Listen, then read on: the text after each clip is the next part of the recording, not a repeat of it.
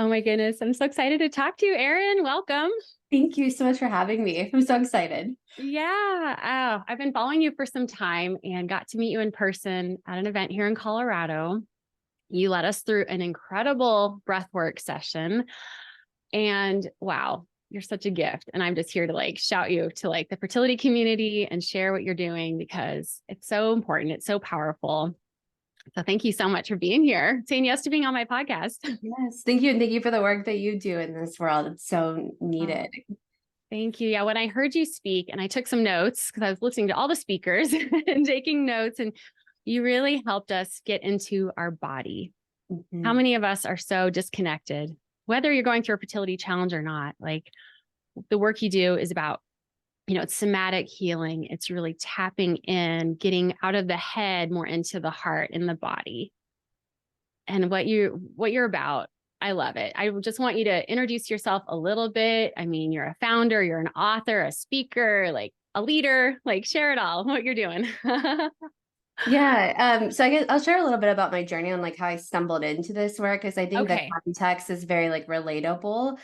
So like my entire life's existence was how much can I achieve? Like how much can I do? How fast can I go? And that, I mean, that was my story from when I was 5 years old. I had like all these things that I wanted to do before I started kindergarten. And I was out there like achieving and throughout elementary school, junior high, college, grad school, it was like how much can I do, how many jobs can I work, how many leadership roles can I have, how much can I take on.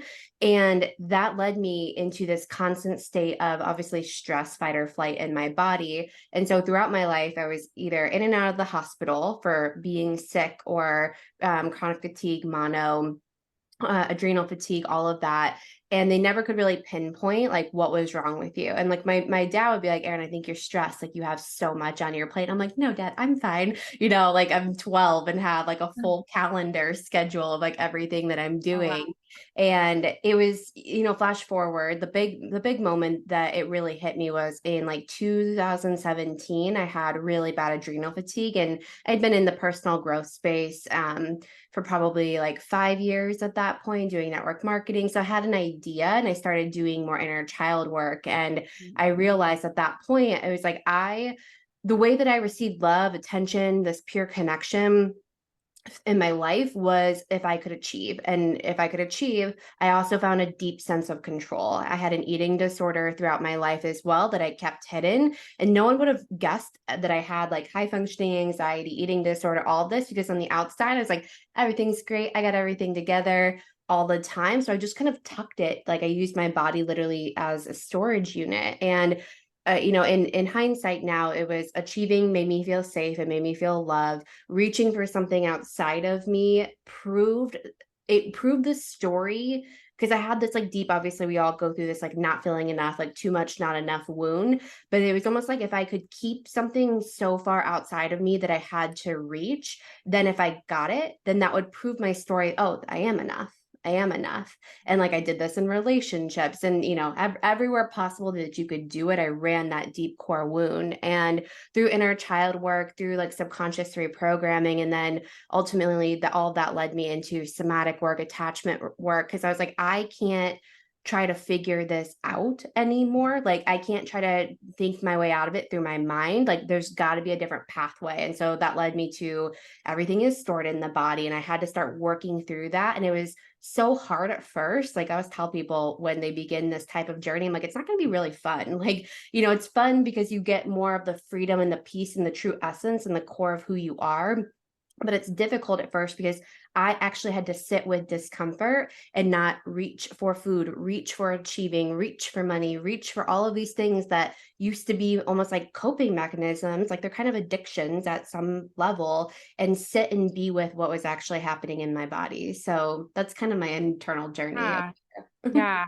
Oh my gosh. I appreciate that background. It's so important because you really do. I know I've heard you speak before talking about the burnout that you've experienced and really can relate to that those type A tendencies, which many of the women I support in the fertility space, they too. I mean, a lot of type A's, they want to control everything. And I talk about this a lot too, where in the fertility space, and maybe I don't know if you've worked with many people going through fertility challenges, but especially if you're going through an IVF path, it's something you can't make happen, where many women have made a lot of things happen. I just think it's so relatable. Your background is, the context is really important because yeah, like go-getters, going after it, making things happen. And when you're experiencing fertility challenges, like, yeah, this is the inner work that I talk about. That's so key. That's missing.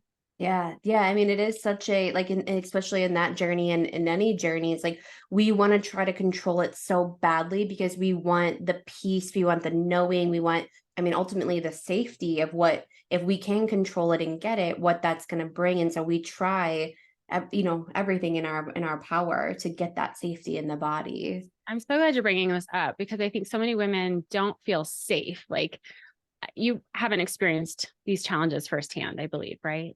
Mm-mm. Fertility challenges. And so like when you're going through, especially IVF, you're poked, you're prodded, like ultrasounds, we call it Wanda, the wand goes in places we like, it's just like, you're just like put through this procedure where you kind of get detached from your body and it's just poke prodded. You do get out of your body.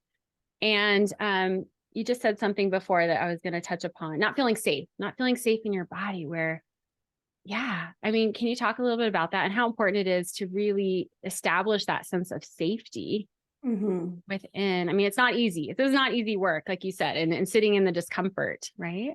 Yeah, yeah, I think you make a beautiful point, especially if you're being like poked and prodded. I mean, again, whether that's with physical things or energetically, emotionally, your Mhm. body is so intelligent and it's going to do everything that it can to not have to feel obviously what's underneath all of that. So there's these different archetypes, and they're from the Reich energy types from Stephen Kessler. They're kind of like founders of this work, the five personality patterns. And what they'll talk about is how we basically needed to find safety growing up in our developmental ages, like from 0 to 7, or even honestly in the womb and in conception into that. And so when I think about what you were just sharing around like getting, all of those things happening to us, when we can't find safety, we're going to run every coping strategy that we can. For some people, you leave your body in order to find safety because it's safer out there. For some people, they go more into the mental field. Some people reach, some people endure, some people try to get bigger and they use aggression. Like there's all of these different energy types and these ways that when we don't feel safe, our body's going to do everything that we can to try to protect us. The thing is though, is that usually is a false sense of safety. It's how we were found safety growing up. So we try to run those, safety strategies again. But the thing is they're operating from a part of us. So like internal family systems work is work that I love to receive and like support others in understanding, okay, this is a part of you that found safety at 3 years old or 5 years old or however old. And that's the same strategy. So we're operating from a 5-year-old part in your consciousness that's trying to get a need met, trying to find safety versus the true essence of you that's underneath of that. So I don't fully remember what your question was, but that's No, establishing safety in the body. Is that kind of an exercise you would encourage others to maybe journal? So I'm a big journaler and I encourage, my clients to, if that speaks to them, to sit with that. What would be a question you would ask yourself? Like, could you do Yeah, it yourself or do you need to be guided through this? I guess. some of this work you do, like especially relational and attachment and somatic work, like yes, you can get into your body, but if it's new, like it might be too much too fast too soon, and then you're dealing with that. But I think a practice that no matter where you're at, that you can at least start doing is just noticing, like, do I even feel my body? Like in this moment, do I even notice that I have like, legs or arms or a torso? Like, are you even just pausing little bits throughout the day? And I think that this is key for everyone listening is like, yes, you can do sessions and all of that, but like this work is very titrated. It's slow. It takes time. It takes pacing. And so if you can even just start like right here, right now, for after listening to this episode of just pausing and saying like, what am I noticing in or around my body? And not trying to think about how you feel and report about how you feel, but speak from it. A mentor of mine, he told me this because he would ask me like, okay, what am I feeling? And I'd tell him, And he's like, you're reporting about your emotions. I'm like, well, what's the opposite? And he's like, speaking from it. And I was like, I don't understand. Like, I'm telling you how I'm feeling. And he's like, there's a difference between a weather person that's like looking outside and telling you it's sunny, it's cloudy, it's nice outside, and then you actually going outside and speaking from what you feel. And so like that's always a practice that I love. Is like, am I just reporting from my mind about my emotions, or am I dropping in and just noticing like there's discomfort here, like there's an arising in my belly, like just see if you can start to get in touch with the Yeah. sensations. That's so important. Yeah, I talk a lot about that too. Self-awareness. It's just Mhm. getting quiet and listening and noticing, bringing it to the present moment. How many of us today, right? It's like we're so distracted, like we're not present in our body.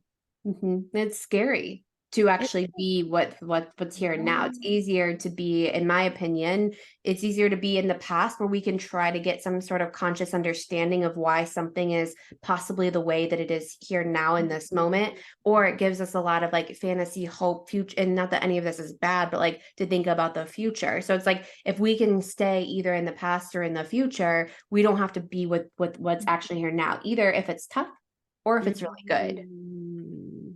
So good, Erin. Oh my gosh. I love how you're talking about feeling and emotions because the IVF journey, oh my gosh, you haven't lived it. And I hope you don't ever have to live this. It is a freaking emotional roller coaster. You have freaking the highs and lows. It is, I say it's a transformative journey. And allowing all the feelings is something I speak about often. You have to feel it all. Allow yourself, not have to. I don't say have to, just allow yourself to feel it all. Mhm. Again, why do you feel, and talking about the body and how it stores energy, like if we don't, I'd just love to hear from your perspective, by not feeling it all and stuffing things down, how is that not serving us? How is that not supporting us and calling in a baby? We want to manifest a baby. You know, those are the women I support. Like, what is, from your personal perspective, Yeah. why Yeah, is I it so mean, important? there's a lot of research, and you can go down more of like a spiritual rabbit hole with it. You can go down more of like I'm trained in somatic experiencing. You can go down that rabbit hole. Like there's a lot of rabbit holes that you could go down, but like when we don't process our emotions, I mean, that it just doesn't disappear. Like it just doesn't, like we don't like go to the bathroom and it comes out. We don't like just sit and like it doesn't just like osmosis its way out of us, or whatever the scientific term is. Like Yeah. it stores in our body. And for a lot of people, it comes up as like disease in the body. It can come up as like different pain, emotional pain, physical pain, energetic pain. Like we just, it gets trapped in us. And then the thing is too, is like we then try to move from that contraction. And I would say, even, whether you're on like currently in the IVF journey, or maybe even if you're listening to this and pregnancy is something that you are wanting to step into, I think helping, and I've seen this with people that I've worked with, but I'm not going to make like a blanket statement, but like as people have processed a lot of their emotions and their things, they've created whatever space, and maybe it's just divine timing, I don't know, but like when they've released a lot of those different emotional charges, it's like whatever wanted to come in ended up coming in. And I've seen it time and time again. So I just think like for a health perspective, for pregnancy perspective, for all of that, if we're keeping all of that trapped in our body, we're not maybe harboring the best environment. And it's like it's up to us, right? Like we can have, I mean, stuff gets passed down in the womb 7 generations. uh, Mm, that's been proven in some sort of study. I don't know which one off the wow. top of my head. Mhm. So it's like you can be the cycle breaker or the generational breaker, whatever you want to call it, but it does take you devoting into that work and not passing down and saying like all of this ends with me. Yeah. Oh my gosh. I love how you're talking about releasing, the importance of releasing. And I've heard you talk on other podcasts about discharge. Like we have to, maybe you could explain this, like through somatic work, through moving our body, shifting the energy. If we're storing it all, we're gonna bust, we're gonna explode, right? And how about we be the creator of shaking it up, right? Like creating space. I'm all about that too. It's like creating the space that we have to release where the tension is. Yeah, we do. I always give the like kind of more like lighthearted example of like my dogs. When we come in from Yeah. a walk, they Yeah. shake, right? Or like after Yeah. something happens, like they'll shake out. Like that's their way of discharging it. And so whether that for you is processing it in like a somatic session, whether that's shaking your body, whether that's breathing, anything that's more body based and less like, not that anything talk based is bad. I do talk based stuff too, but like we have to like get through that in our nervous system, and knowing what avenues are helpful for you is also important, because I think sometimes people will see certain, modalities. Like I love a good cold plunge. I mean, I don't love it, but I love the feeling afterwards. But somebody that's already in a deep freeze response, putting them into a cold plunge, not a great idea, right? So it's like there's certain things, whether you're in more shut down or overdrive, depending upon which responses that you're doing, different techniques and modalities are going to be helpful for that. Mhm. And so I think that's just something to keep in mind with like discharging too, is like through what route. I love that so much. I think anyone listening, like shake it out, right? Like anything heavy, anything weighing you down, like just what do you do? What do you do personally? Shake your arms, shake your legs, like your whole body. Like, do you, I know Yeah, you practice all yeah. these things I, yourself. I do. I mean, I'll stand up and I'll just start like shaking. Like there's no rhyme or reason to it. I'm just like, I'm noticing, and I'll notice two things. So like I'll shake, but the other thing is like I can go like maybe feeling a little bit more like contracted or frozen. And Yeah. so shaking sometimes can be tough because my body might not want to come out of that. So what I'll even do first is I'll notice, okay, well, what does have a little bit of access? So it's like, okay, fingers have a little bit of access. I'm moving my fingers as you're listening to this. And like toes have a little bit of access. So instead of just trying to be like, yeah, shake it and, move Uh-huh. breathing, first I'll just kind of see, especially this is really good if you feel like you get more of like a shut down response versus overdrive, to kind of go with the little pieces that do have doability and then start to move a little bit more from there. So it can be more vigorous or it can be slower, again, depending upon where your body's at. Okay. Yeah. Take it slow, right? Just be gentle on yourself and kind of Always. ease into this.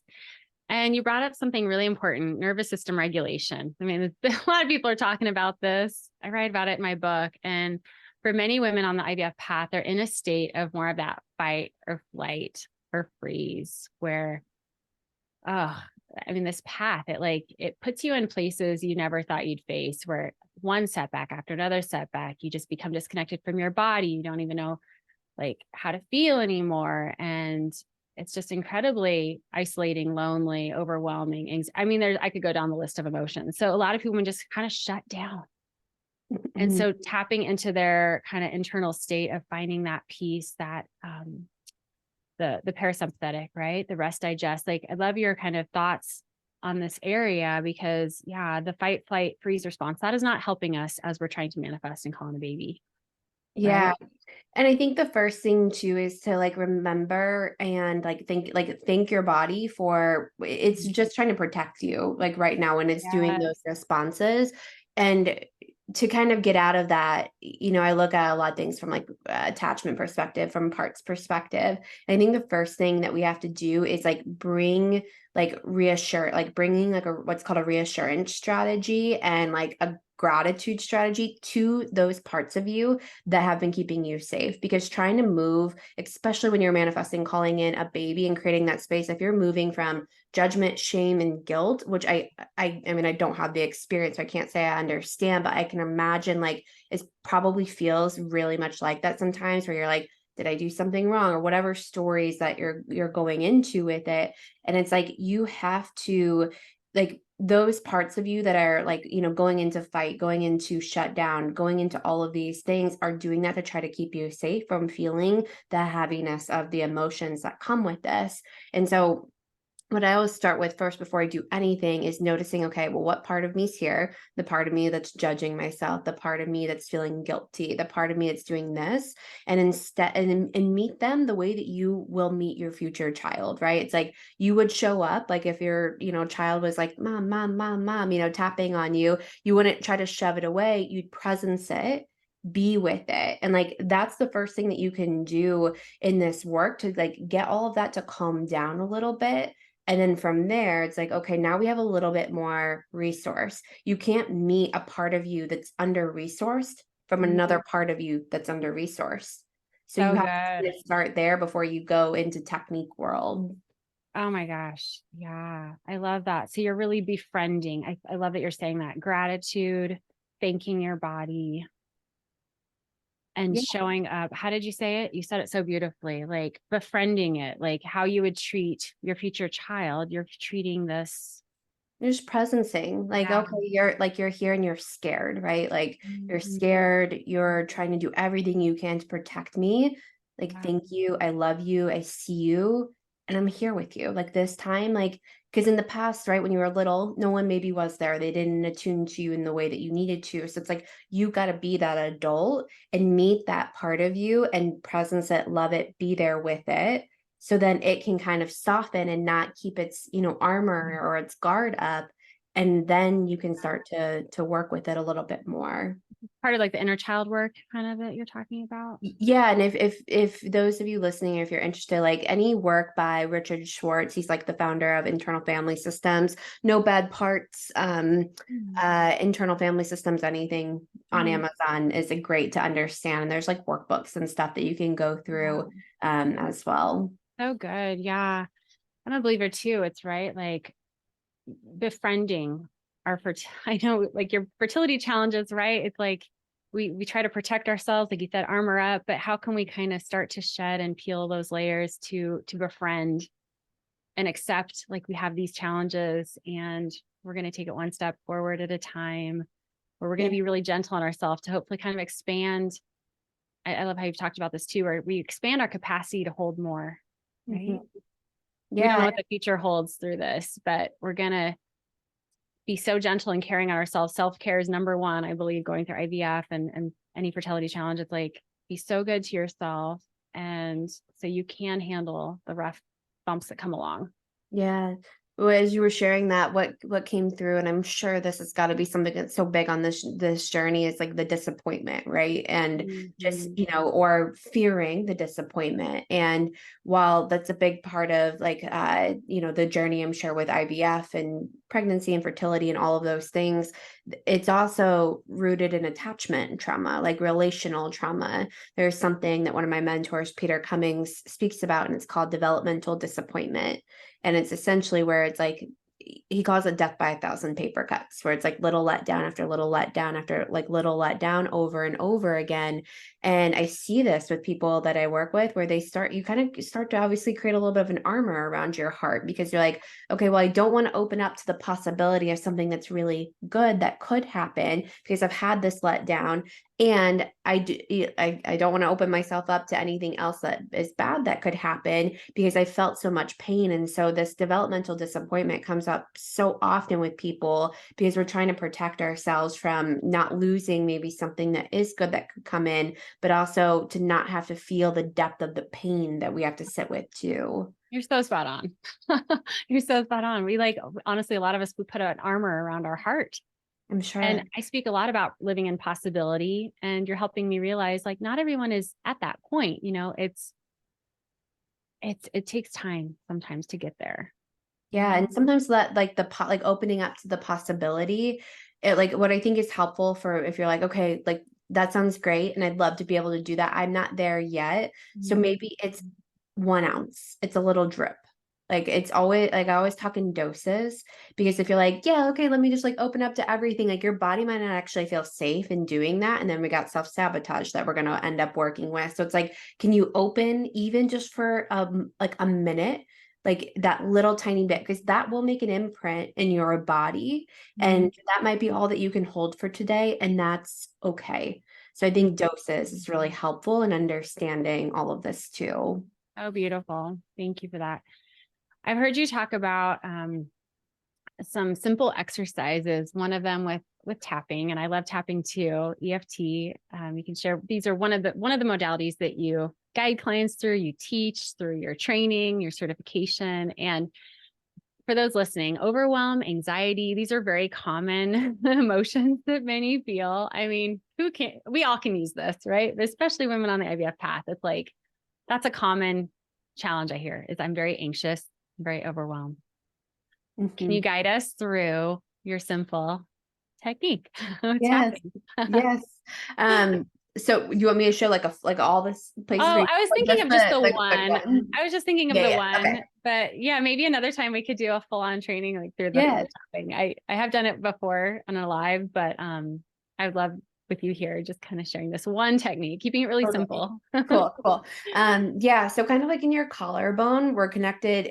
So tapping is rooted like deeply in Chinese medicine. So acupuncture, acupressure points, we're working with the meridians. Yeah. Here in the collarbone area, we're connected to like kidney meridians, so like general stress, general fear, general anxiety, and just tapping like on your collarbone. So what I'm doing is just like with my fingers, just kind of tapping in the collarbone area, and just doing that can be an easy spot. It's kind of like a general stress anxiety point to Not tap on. alternating hands, just together, just hitting the You can same do them time. together. You can do them opposite too. You kind of Yeah. get a little bit of like bilateral stimulation if you do that, but you can just tap both at the same time. And so explain to people, what is that doing to the body? Like Yes. tapping that meridian point. So sending blood flow to the brain, calming. What would you say? What would you say it's doing? Yeah, so like when you're doing a full EFT sequence, basically what you're doing is you're actually naming what's present. So you're like this anxiety, this stress, this fear, this overwhelm, this doubt, like whatever it is. And as you're tapping on that, again, it's got the same meridian points as like acupuncture, right? If you put an acupuncture needle in you, it's going to help to release it. And Yeah. so same thing with this, as you're tapping on it, it's like moving the energy that's stored Yeah. in the system and like getting it to kind of like rewire or rewrite itself. Okay. Very simple exercise. Yeah. For those who can't see, we're just tapping our collarbones. Mhm. um, we've talked about shaking. That's a really simple one that we can all do. Are you a fan of like using like a mini trampoline, rebounding? Are you a fan of that? It's never something that I've like dabbled in. Minus when I was like really little and would like play outside. So Yeah. I hear people love it though. Yeah, I was just curious. I mean, for some people, yeah, I mean, that kind of definitely shifts the energy. Mhm. Totally.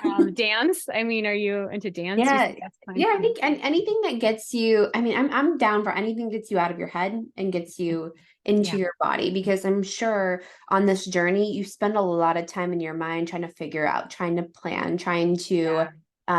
maybe like escape the pain, or like strategizing, because I'm sure it's a mental, emotional, financial, like there's so many things, right? And so Oh, your head's kind of constantly spinning. So anything that can just get you present in your body, like I'm a fan. yeah. And I know you're also really big on sensation and just like that simple, kind of what we talked about earlier with just like that tuning inward, but what can you observe? What can you be present with to Yeah. bring that connection back within? That's one of the biggest challenges I see women go through. It's like they've completely lost a disconnection from themselves.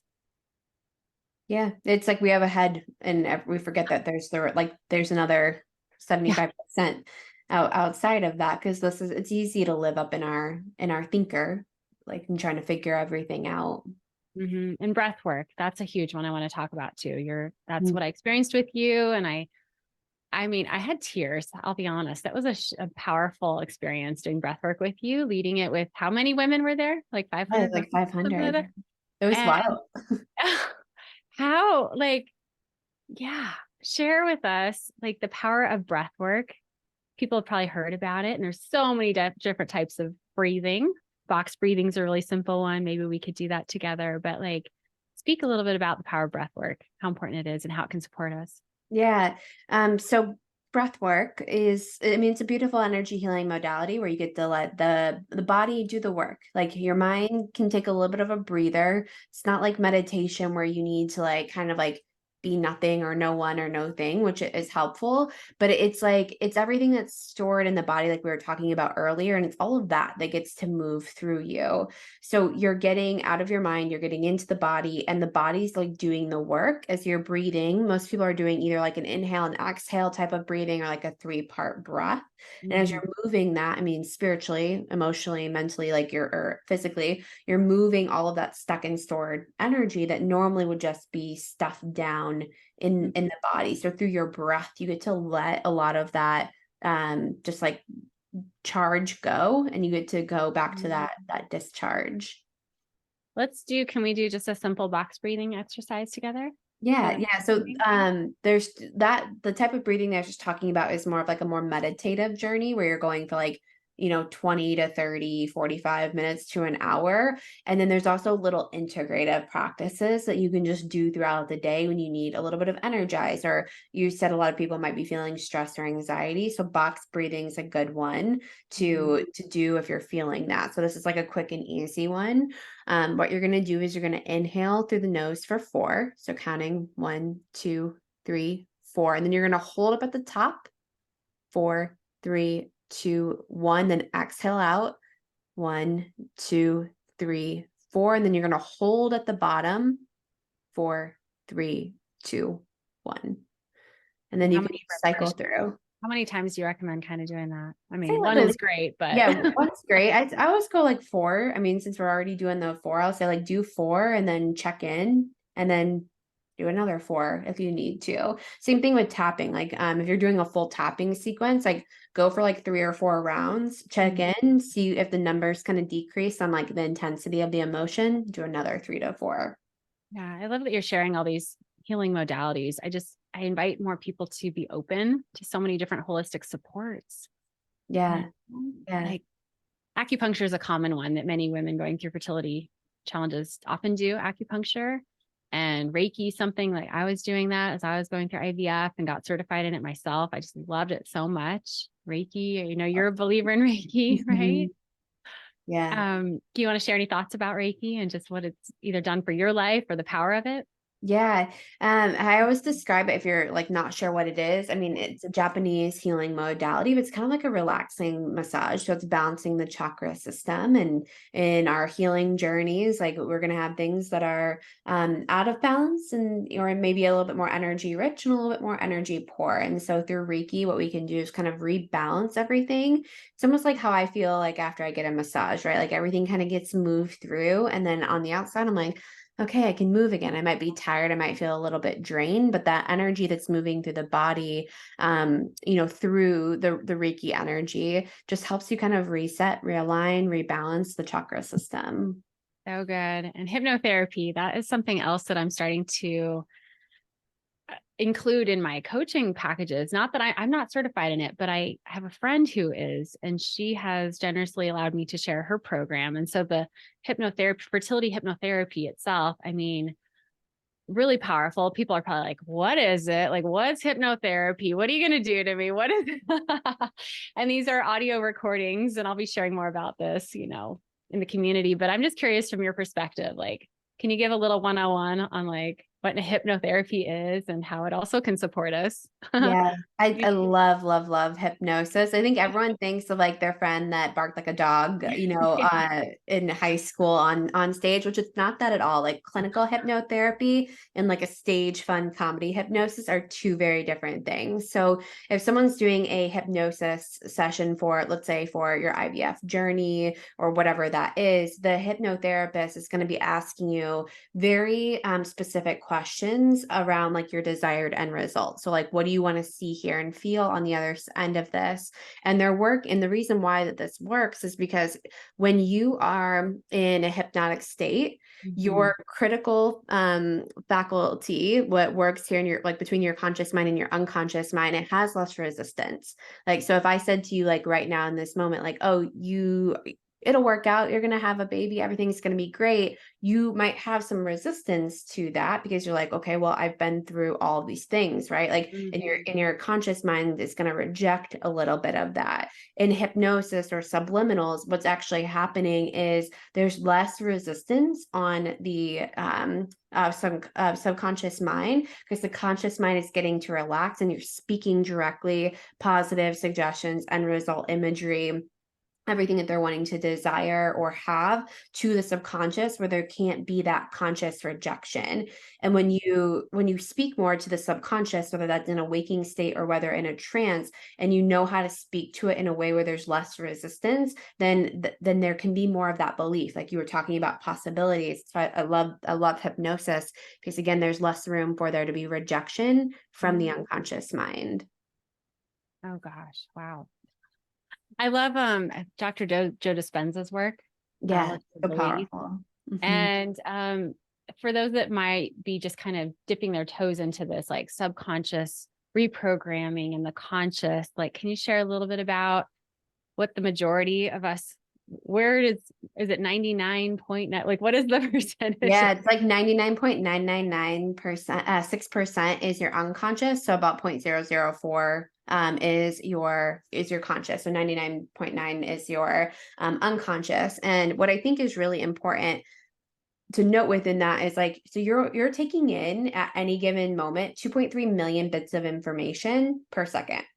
And consciously, you can only process 126 bits of information. So your lived experiences, your memories, your programming, your belief, all of that's kind of coming into your unconscious. And that's the internal representation, what you see, hear, and feeling on the outside. So if everything inside of here is away from what you want, feeling frustrated, overwhelmed, guilty, shameful, then what we end up seeing in our reality is that specific thing. And we can only hold so much of that at one time. So when you're working with the unconscious, again, you're working on more of the identity level than you are just trying to change like more of your conscious habits. Like, I mean, I think the book Atomic Habits is great, but I think what a lot of us do is we try to make behavior changes and environment changes. Very helpful, not saying any of that is wrong or bad, but until you start working deeply with the unconscious, you're just operating, you're almost looping a little bit. So the unconscious makes that change a lot more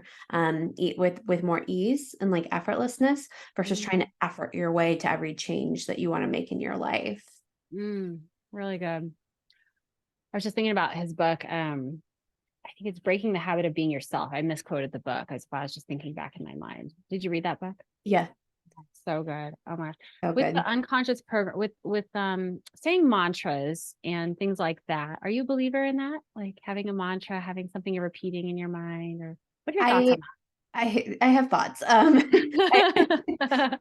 I think it's helpful. Like it's not bad by any means, but it's like it can have a lot of rejection if your unconscious actually isn't believing that, right? Like you can say it, you can write it down like I am this all day long, but if unconsciously you don't believe that you're worthy of that's actually going to happen, or your internal programming or the somatic stories that are in your body don't believe that.